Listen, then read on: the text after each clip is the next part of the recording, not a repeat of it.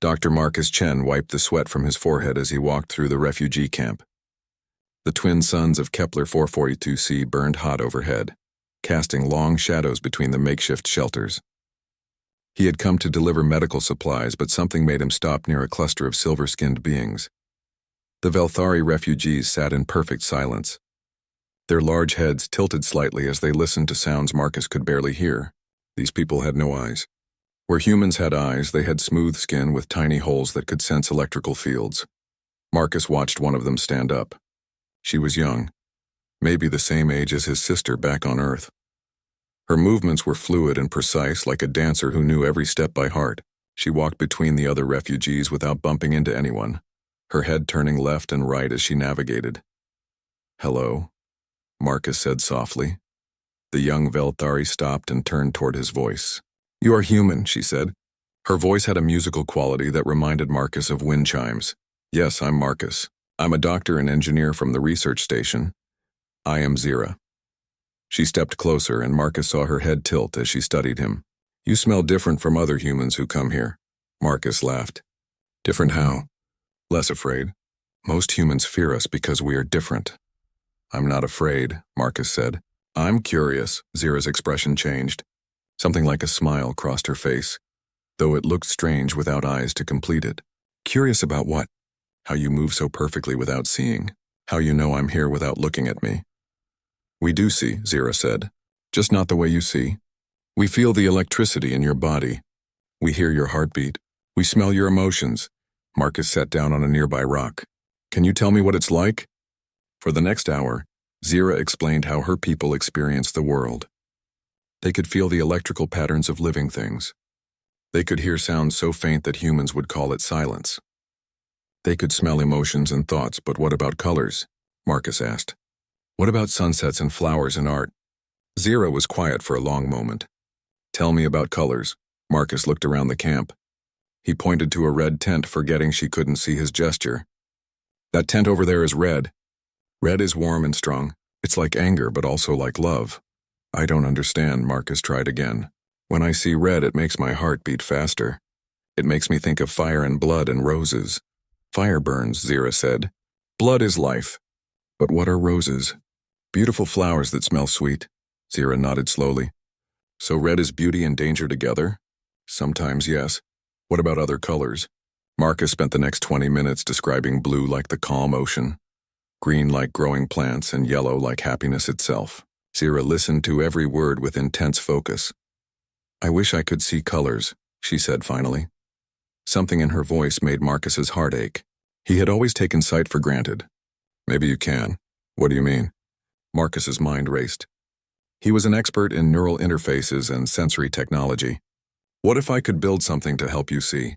Not the way humans see, but in a way that makes sense to your brain?" Zira turned her head toward him sharply. "Is that possible?" "I don't know. But I could try." "Why would you do that for me?" Marcus thought about his sister, who had been born deaf. He remembered the joy on her face when she got hearing implants and heard music for the first time. Because everyone deserves to experience beauty. Over the next few days, Marcus visited Zira every evening after his work at the research station. He brought her small gifts, smooth stones, soft fabrics, fragrant herbs, but mostly he brought questions. "How does your brain process electrical signals?" he asked one day. "We feel them as patterns," Zira explained. "Strong patterns, weak patterns, fast patterns, slow patterns. What if I could turn light into electrical patterns?" Zira's head tilted in that curious way Marcus had grown to love. Light has patterns? Different colors have different frequencies. Red light vibrates slower than blue light. Like different musical notes. Exactly. Marcus felt excitement building in his chest. What if I could make a device that turns light frequencies into electrical frequencies your brain can understand? Would that let me see colors? It might let you experience them in your own way. That night, Marcus lay awake in his small quarters at the research station. His mind buzzed with possibilities. He had been working on neural interface technology for years, but always for medical applications. This would be different. This would be about giving someone a completely new sense. The next morning, Marcus started sketching designs. He would need quantum field manipulators to convert photons into electromagnetic signals. He would need neural mapping software to match those signals to Zira's brain patterns.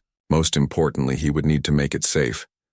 When he visited Zira that evening, she seemed to sense his excitement before he even spoke. "You have an idea," she said. "I have more than an idea. I have a plan." Marcus showed her his sketches, describing each component in simple terms. Zira listened with the focused attention she gave to everything, asking questions that showed she understood far more than Marcus had expected. "This would be like goggles?" she asked, touching the drawing. "Yes, but special goggles. They would read light and turn it into signals your brain can understand. And then I would see colors. You would experience something new. I can't promise it would be exactly like human sight, but it would give you access to visual information." Zira was quiet for a long time. Around them, the refugee camp settled into evening routines. Children played games that involved no toys Marcus could see, just complex patterns of movement and sound. Would other Velthari be able to use these goggles? Zira asked finally. "If they work for you, I could make more." "How many more?" Marcus looked around the camp. There were thousands of Velthari refugees here, and more camps on other worlds. "As many as needed." Zira stood up and walked a few steps away. Marcus watched her move through the fading daylight with that perfect flowing motion. When she turned back to him, her expression was serious. "My people have been without sight for so long we stopped believing it was possible," she said. "If you can do this thing, you will give us more than a new sense. You will give us hope." "Then I better get to work," Marcus said. As he walked back to the research station under the alien stars, Marcus felt a familiar thrill. It was the same feeling he had gotten as a child when he built his first robot. The same feeling he had gotten in university when he solved his first impossible equation. It was the feeling of standing on the edge of something wonderful and terrifying. He had no idea that this decision would change not just Zira's life, but the fate of multiple worlds. He couldn't know that his act of kindness would be seen as an act of war by those who ruled the galaxy.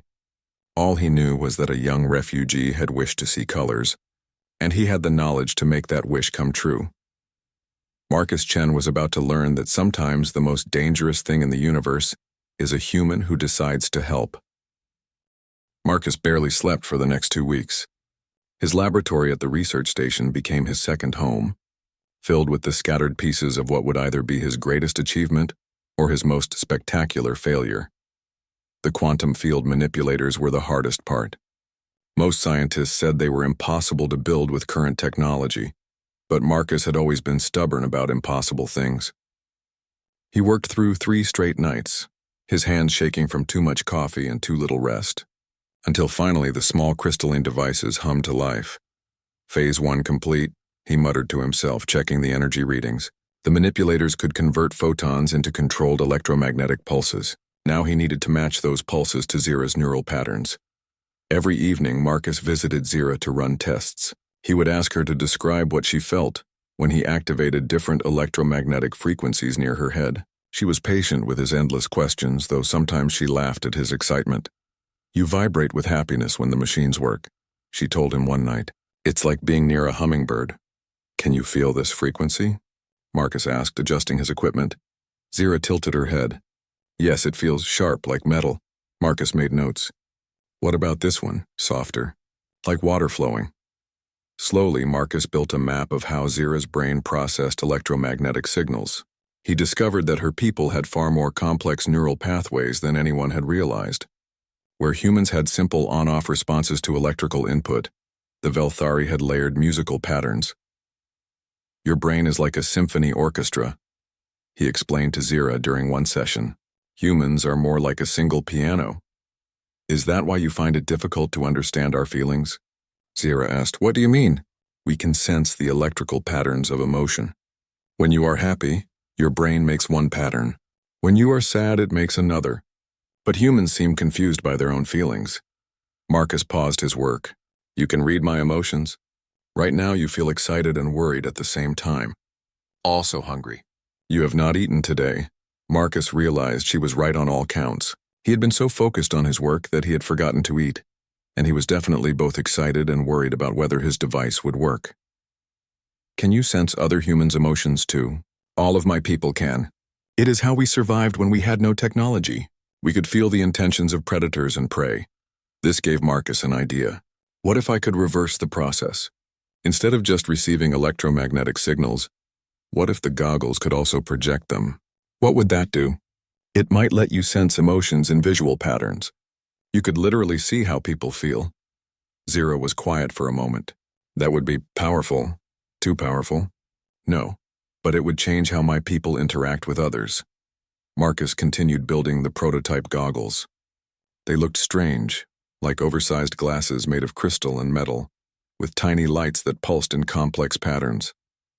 The quantum field manipulators were hidden in the thick frames, along with processing units that converted visual input into electromagnetic patterns. The real breakthrough came on a rainy Thursday morning. Marcus had been up all night calibrating the frequency mappings when suddenly everything clicked into place. The goggles hummed softly, their lights shifting through a rainbow of colors as they processed the visual spectrum. "I think they're ready," Marcus whispered to the empty laboratory. That evening, Marcus found Zira sitting outside her family's shelter, listening to the rain fall on the camp's metal roofs. She turned toward him as he approached, and he wondered if she could sense his nervousness. "You have something," she said. Marcus held up the prototype goggles. "I have something, but I don't know if it will work. Only one way to find out." Marcus sat beside her and carefully placed the goggles over her head. They were heavy, and he had to adjust the straps to make them comfortable. The crystal lenses covered the smooth skin where her eyes would have been. "Are you ready?" he asked. Zira nodded. Marcus activated the device. For a moment, nothing happened. The goggles hummed quietly, their lights pulsing as they processed the evening light. Then Zira gasped. "What is happening?" she asked, her voice filled with wonder. "What do you see? What do you sense? There are patterns everywhere. Beautiful patterns I never knew existed." Zira turned her head slowly, and Marcus watched the lights in the goggles shift as they processed different visual information. Is this sight? How does it feel?" Zira stood up carefully, her hands outstretched for balance. She turned toward the setting sun, and her entire body went still. "The light," she whispered. "It has so many layers, so many songs." Tears began flowing down her cheeks. "Marcus, this is the most beautiful thing I have ever experienced." Marcus felt his own eyes fill with tears as he watched Zira discover the visual world. She walked slowly around the camp, marveling at things he had never paid attention to. The way light reflected off water, the patterns shadows made on the ground, the subtle color differences in people's skin. "The red tent," she said suddenly, pointing directly at it. "I can feel its warmth now, not just hear about it." Other Velthari refugees began gathering around them, attracted by Zira's emotional emanations. They could sense her joy and wonder without needing to understand what was causing it. "What has happened to her?" asked an elderly Velthari woman. "She can see," Marcus said simply. The crowd grew larger as word spread through the camp. Marcus watched dozens of Velthari faces turn toward him with hope and curiosity. He realized that he had not just built a device for one person. He had created the possibility of sight for an entire species. "Can you make more?" asked a young Velthari man.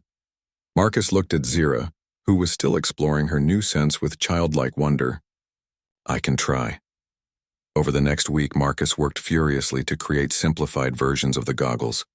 He couldn't make them as sophisticated as Zira's prototype, but he could give other Velthari access to basic visual information.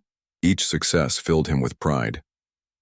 Each time a Velthari refugee experienced sight for the first time, Marcus felt like he was making the universe a little bit better. He had no idea that his quantum field manipulators were creating energy signatures that could be detected across the galaxy. He didn't know that the technology he had invented was centuries ahead of what anyone thought possible. Most importantly, he had no idea that the galactic hegemony classified any device that could manipulate quantum fields as a potential weapon. Marcus was focused only on the joy in Zira's voice, as she described the colors of a sunset, and the hope in the eyes of refugees who believed they might soon see the world for the first time. But across the galaxy, sensors were already detecting the impossible energy patterns coming from his small laboratory. Military analysts were studying readings that matched their worst fears about theoretical superweapons. And 4 elite soldiers were receiving orders to investigate and eliminate whatever threat had appeared on the remote world of Kepler 442c. The countdown to Marcus's greatest test had already begun. but he was too busy changing lives to notice the danger approaching from the stars. The warning came 3 days before the soldiers arrived. Marcus was in his laboratory, fine-tuning another set of prototype goggles, when his communication terminal chimed with an encrypted message from his old friend Dr. Sarah Kim at Central Command. "Marcus, I don't have much time." Her voice crackled through the poor connection. "I'm seeing reports about energy signatures from your sector. Quantum field manipulation patterns. The hegemony thinks someone is building Class 7 weapons out there. They're sending a team to investigate." Marcus stopped working and stared at the terminal. "Class 7 weapons? Sarah, I'm building medical devices." "I know you are, but the energy patterns match their theoretical profiles for sensory warfare technology." "Marcus, listen to me carefully. Whatever you're doing, stop. Hide your research. These people don't ask questions first." The connection ended, leaving Marcus alone with his growing fear. He looked around his laboratory at the dozen pairs of goggles in various stages of completion. How could devices meant to help blind people see be classified as weapons? But as Marcus thought about it, he began to understand the military applications. Enhanced sensory equipment could give soldiers huge advantages in combat. That evening, Marcus found Zira at the refugee camp. She was wearing her prototype goggles and teaching a group of children how to recognize different colors through electromagnetic patterns. "Red feels angry warm," she was saying. "Blue feels calm cool. Yellow feels happy bright." The children, who could sense her emotions directly, giggled as they felt her joy at each color description. It was the most beautiful thing Marcus had ever seen. "Zira, I need to talk to you," he said. She turned toward him, and even through the crystal lenses of the goggles, he could see her concern. "You feel frightened? Some people might be coming to take away the goggles. Why would they do that?" Marcus sat down among the children and explained as simply as he could. The technology he had created was more advanced than anyone had realized. "People in power might see it as dangerous, but it helps people see," said one of the children. "How is helping people dangerous?" "Because the same technology that helps people could be used to hurt people." Zira removed her goggles and handed them to Marcus. "Then take them back." "No," several voices said at once. The children who had been learning about color looked upset, and Marcus could see adult Velthari approaching, drawn by the emotional distress they sensed. "I won't take them back," Marcus said firmly. "But I need to be very careful about who knows we have them." The next morning, Marcus moved his most sensitive equipment to a hidden storage room beneath the research station. He kept only basic tools and simple projects visible in his main laboratory. If anyone came looking for advanced quantum technology, they would find only routine medical research. But he was too late. The transport ship arrived 2 days later, sleek and black against the morning sky. Marcus watched from his laboratory window as 4 figures in military gear walked down the landing ramp. The first was clearly in charge. Tall and heavily built, with the scaled skin of a Corvan warrior, he moved like someone who had seen many battles. Commander Thex, according to the identification badge Marcus could see through his laboratory's zoom lens. The second figure was human, which somehow made Marcus more nervous rather than less. Humans who worked for the hegemony military were often the most ruthless, trying to prove their loyalty to alien commanders. Lieutenant Shaw looked young but carried herself with the confidence of a veteran. The third member of the team was small and moved with unnatural silence. Specialist Nix had cybernetic implants covering half her face, and her eyes glowed with electronic enhancement. She was scanning everything around them, probably recording visual, audio, and electromagnetic data. The fourth soldier was enormous even by alien standards. Heavy Trooper Grendel was an Uthak, a species known for their size and strength. He carried weapons that looked like they could destroy buildings. Marcus forced himself to return to his work. He was cataloging medical supplies when the laboratory door chimed. "Dr. Marcus Chen?" Commander Thex's voice was deep and carefully polite. "Yes, that's me." Marcus turned around, trying to look surprised and helpful. "Can I help you?" "We're conducting a routine inspection of research facilities in this sector," Lieutenant Shaw said. Her smile was perfectly professional and completely cold. "Nothing to worry about." "Of course," Marcus said. "Please look around." "I'm afraid it's not very interesting. Just basic medical research." The 4 soldiers spread out through the laboratory with practiced efficiency. Marcus noticed they weren't really inspecting. They were positioning themselves. Thex blocked the main door. Shaw covered the emergency exit. Nyx stationed herself near the computer terminals, and Grendel simply stood in the center of the room like a mountain.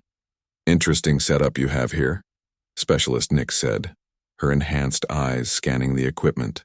"This quantum resonance detector is quite sophisticated for basic medical work." Marcus's heart rate spiked. "I use it for neural mapping. Brain surgery requires very precise measurements."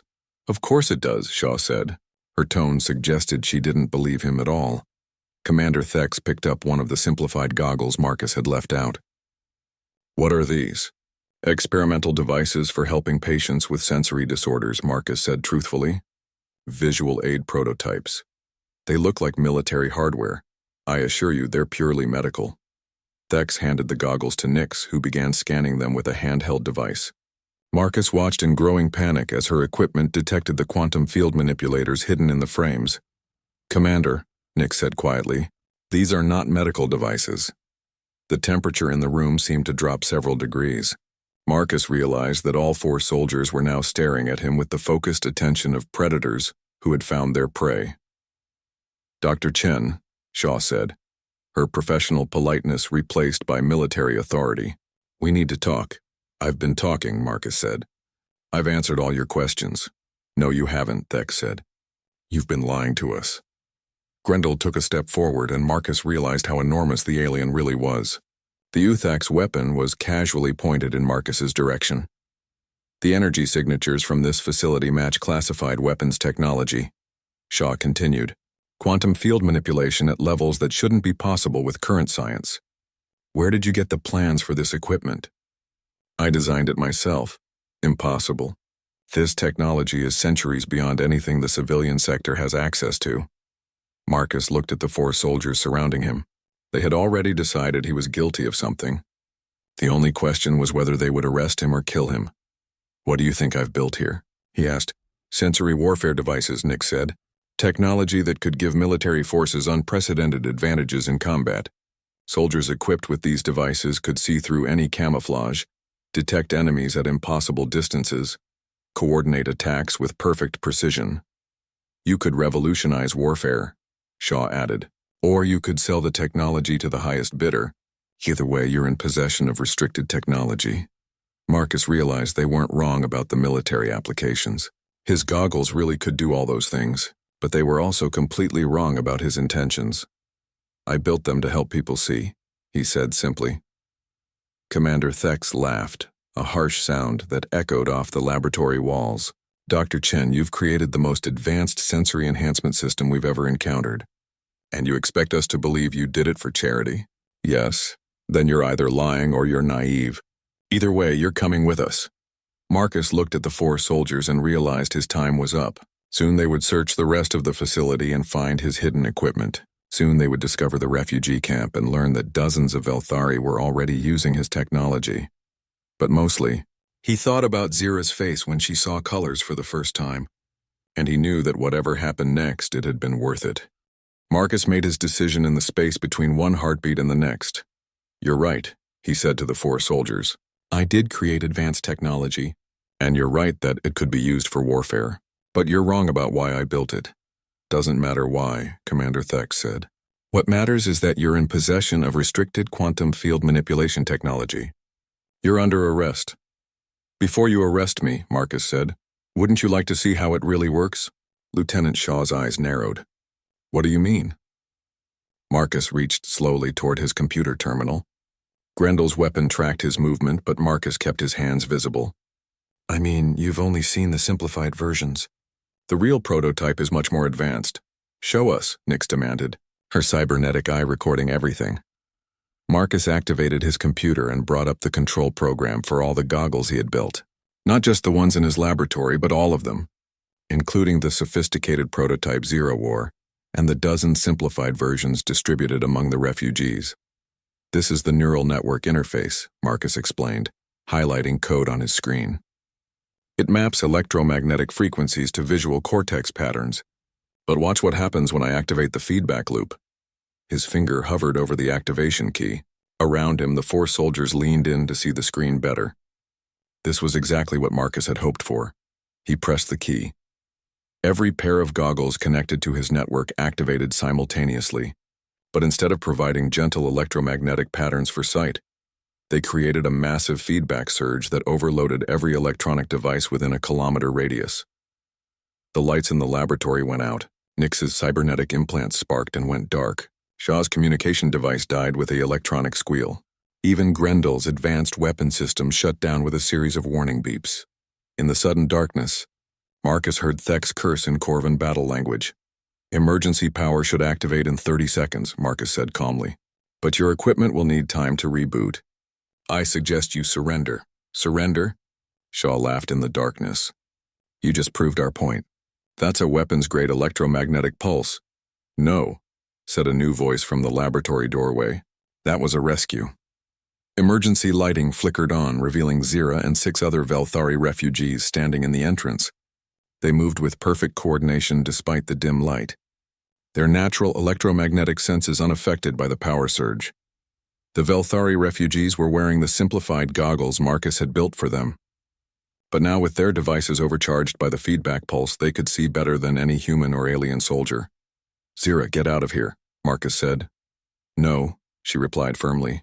"You gave us sight. Now we give you freedom."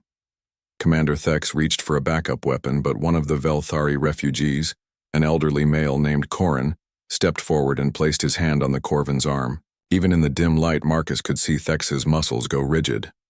"What are you doing to me?" Thex demanded. "Reading your electrical patterns," Corin said gently. "You are very afraid. Your heart is beating too fast. You should rest." The commander collapsed as Corin somehow disrupted his nervous system's electrical signals. It wasn't violence exactly, but the effect was immediate and complete. "Impossible," Shaw whispered. "Velthari don't have offensive capabilities." "We never did before," Zira said. "But Marcus gave us new ways to perceive electrical fields. Now we can not only sense your nerve impulses, we can influence them." Specialist Nix's implants flickered back online, and she immediately began scanning the Velthari refugees. "Commander was right," she announced. "These aren't medical devices. They're enhancement systems that turn a peaceful species into weapons." "We are not weapons," said a young Velthari woman named Vera. "But we will not let you take Marcus." Grendel's weapon systems came back online with a low hum. The massive Uthak raised his gun toward the refugees, but Vera stepped forward and placed both hands on his weapon. "This device has many electrical circuits," she said conversationally. "Very complex patterns. It would be unfortunate if those patterns became disrupted." Grendel's weapon began smoking and sparking. The Uthak quickly set it down before it exploded. "You're interfering with military operations," Shaw said, though she made no move to draw her own weapon. "You are interfering with humanitarian operations," Zira replied. "Marcus built these devices to help my people see. You want to take them and use them for war." "The technology is too dangerous to leave in civilian hands," Shaw insisted. "Why?" asked Marcus. "Because it makes peaceful people able to defend themselves? Because it gives advantages to those who weren't born with them." Shaw's face flushed with anger. "Because it upsets the balance of power. The galactic hegemony maintains peace through superior military technology. If every species has access to advanced enhancement systems, chaos follows. Peace through intimidation isn't peace," Marcus said. "It's suppression." The confrontation might have continued, but alarms began sounding throughout the research station. Marcus looked at his computer screen and saw multiple ship signatures approaching from space. "Hegemony reinforcements," Shaw said with satisfaction. "You can disable our equipment, but you can't fight an entire battle group." Marcus felt despair wash over him. He had bought some time, but not enough. Soon this place would be swarming with soldiers, and the Velthari refugees would be captured or killed. "There is another way," Zira said quietly. She had been listening to something Marcus couldn't hear. "My people throughout the camp are connected through the goggles network. We can all feel what each other feels now." "What do you mean?" "We can share more than sight through these devices. We can share knowledge, memories, even skills." Zira looked at Marcus through her prototype goggles. "If you're willing to link with us, we can help you destroy your research before they take it." "Link with you how?" Zira removed her goggles and placed them carefully on Marcus's head. They were calibrated for her neural patterns, not his, but as soon as he activated them, Marcus felt his consciousness expand. Suddenly, he was connected to dozens of Velthari minds throughout the refugee camp. He could feel their emotions, sense their thoughts, and access their collective knowledge. But more than that, he could coordinate with them as if they were all parts of the same organism. Now, Zira said, we finish what you started. Working together through the neural link, Marcus and the enhanced Velthari refugees accessed every computer system in the research station. They deleted files, corrupted data, and sent feedback pulses through every piece of electronic equipment. Within minutes, Marcus's lifetime of research was completely destroyed. Shaw watched the destruction with growing horror. You've doomed your own people, she said to Zira.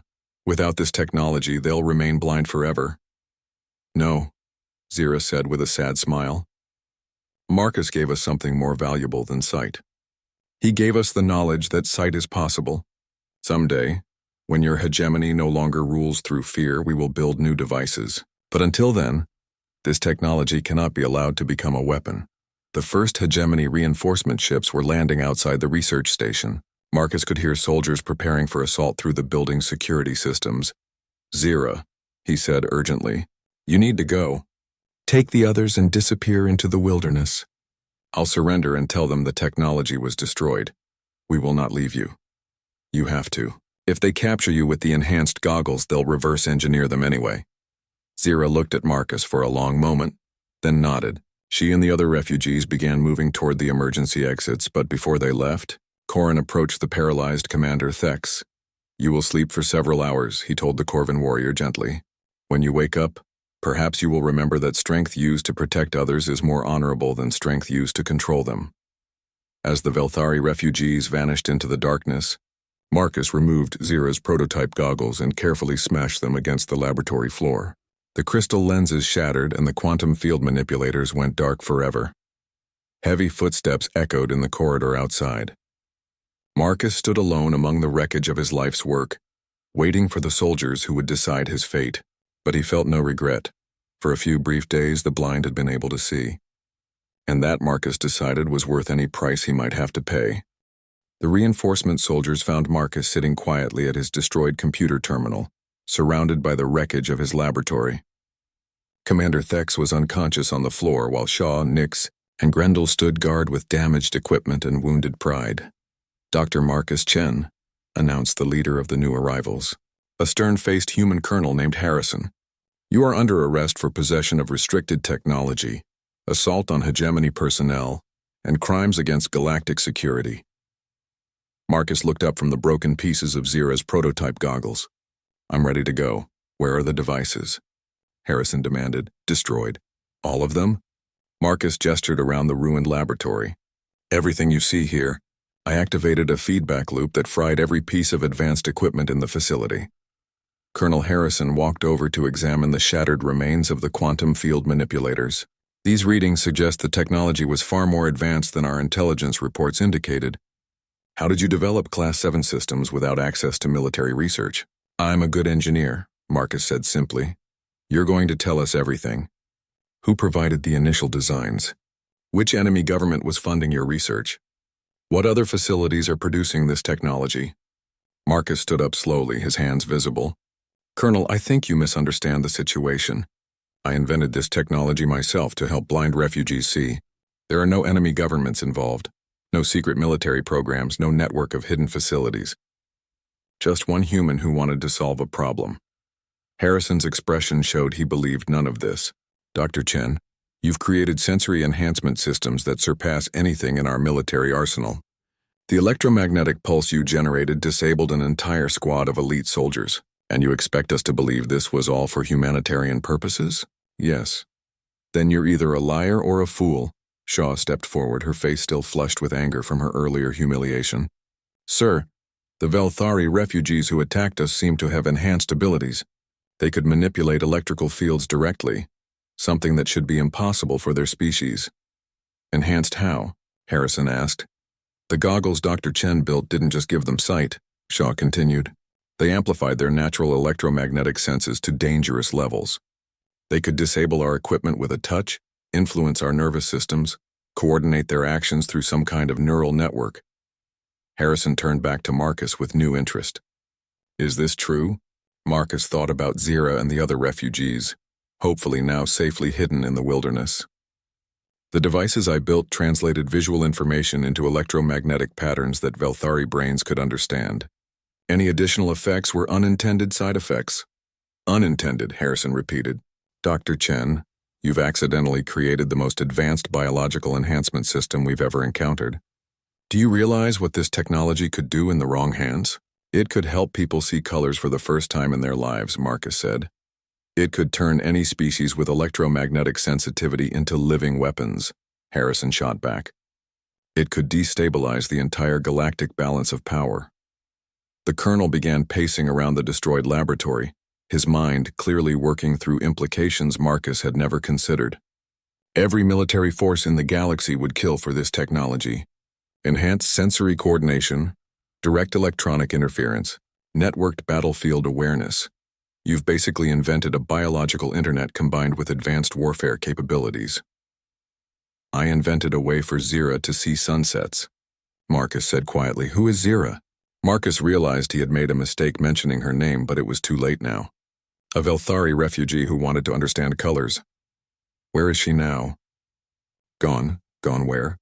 Marcus met the colonel's eyes steadily. I don't know. Harrison nodded to two of his soldiers who moved to flank Marcus. We'll see about that. You're going to be transferred to a military interrogation facility where experts will help you remember everything you've forgotten. As the soldiers moved to arrest him, Marcus heard a familiar sound, the soft chime of his laboratory's communication system coming back online. The main screen flickered to life, displaying an incoming message. Dr. Chen, Harrison said, your equipment was supposed to be destroyed. Most of it was, Marcus admitted, but I kept the basic communication array intact. On the screen, a face appeared that made Marcus's heart leap with joy and terror. It was Zira, still wearing a simplified pair of goggles, obviously transmitting from somewhere in the wilderness outside the research station. Marcus, she said, her voice carrying clearly through the speakers. We know they have captured you. Who are you? Harrison demanded. I am Zira of the Velthari, she replied, somehow sensing his question despite not being able to see him. I am the first of my people to receive the gift of sight from Dr. Chen.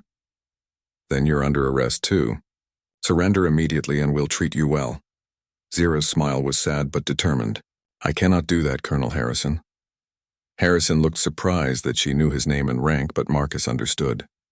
The enhanced goggles were still networking with his destroyed laboratory equipment, feeding Zira information about everyone in the room. Marcus gave my people more than sight, Zira continued. He gave us hope. He showed us that the universe is more beautiful than we ever imagined. But most importantly, he taught us that strength should be used to help others, not control them. The technology is too dangerous, Harrison said. It has to be contained. You are right that it is dangerous, Zira agreed. But not in the way you think. It is dangerous to those who rule through fear because it gives power to those who have been powerless. On the screen, Marcus could see other Velthari refugees moving in the background. They were all wearing goggles and moving with the coordinated precision of a group mind. What do you want? Harrison asked. We want Marcus to be free. We want to keep the devices that let us see. And we want you to leave us alone. That's not possible. The technology belongs to us now, Zira interrupted gently. Marcus gave it freely as a gift between friends. You cannot take back a gift. Harrison turned to Marcus. Tell her to surrender the devices. Marcus looked at the screen, at Zira's face made beautiful by the joy of sight, and at the other refugees behind her who were experiencing visual wonder for the first time. Then he looked at the soldiers surrounding him, at their weapons and their fear and their absolute certainty that power belonged only to those strong enough to take it. No, Marcus said simply. No, I won't tell her to give back her sight. I won't tell any of them to become blind again just because you're afraid of what they might do with enhanced abilities. Harrison's face darkened with anger. Dr. Chen, you don't seem to understand your situation. You're in military custody. Your freedom depends on your cooperation. Colonel, Zira's voice came from the speaker. You don't seem to understand your situation either. Suddenly, every piece of electronic equipment in the room began malfunctioning. The soldiers' weapons sparked and went dead. Their communication devices failed. Even the overhead lights flickered and dimmed. The network connection works both ways, Zira explained. Through the laboratory systems, we can reach any electronic device in the facility. Harrison drew an old-fashioned chemical projectile weapon that wouldn't be affected by electromagnetic interference. Surrender immediately or Dr. Chen dies. There was a long pause, then Zira spoke again. Marcus, do you remember what you told me about colors?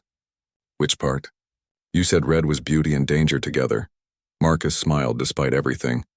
I remember. I finally understand what you meant.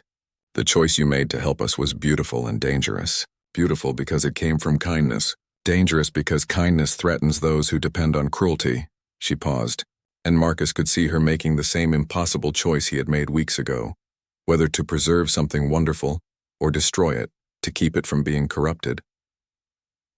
I love you like a brother. Marcus, she said, thank you for showing me colors. Thank you for teaching me that the universe is more beautiful than I imagined. And thank you for proving that humans are capable of greatness. The screen began displaying lines of code, the complete specifications for the goggle technology, every formula and design principle Marcus had developed. But as Harrison and his soldiers watched in amazement, the code began deleting itself line by line. I am downloading all of Marcus's research into my neural implant, Zira explained. But I am also erasing it from every other storage device. When this is finished, the technology will exist only in my memory. Why? Harrison demanded.